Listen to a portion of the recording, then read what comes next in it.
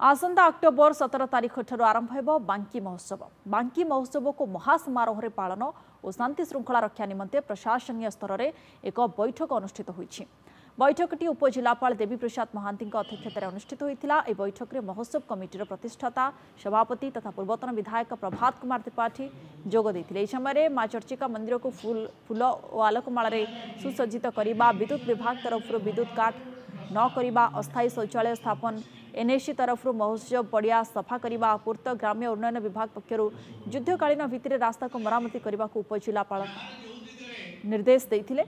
उक्त बैठक में डमपड़ा ब्लॉक वीडियो अंशुमान दास, बांकी ब्लॉक अध्यक्षा पुष्पलता सामंत, विज्ञापित अंचल परिषद बांकीर अध्यक्षा माणिक साहू, निर्वाही अधिकारी संपद कुमार स्वाई, बांकी थाना आईआईसी शिवचरण बेहरा प्रमुख उपस्थित थे।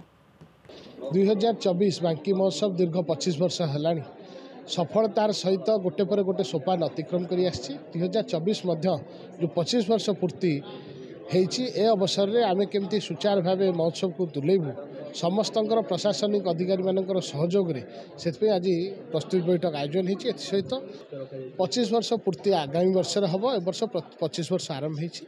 निश्चित भाव आम चेष्टा करूँ लोक मैंने बांकी महोत्सव को केमिति भल भाव उपभोग करेंगे। प्रस्तुति बैठक अनुष्ठित होता। ए सांबादिक बांकी बणिक संघ एवं समस्त कर्मकर्ता माने उपस्थित रही ए महोत्सव को किभली सफल करा जिवो सेथिपई जत्पर नास्ति उद्यम करने प्रतिश्रुति एवं प्रतिबद्धता प्रदान करथिले। एथिरे आमे मान्यवर मुख्यमंत्री उपमुख्यमंत्री बाचस्पति ठारू शुभेच्छा वार्ता पाइचु।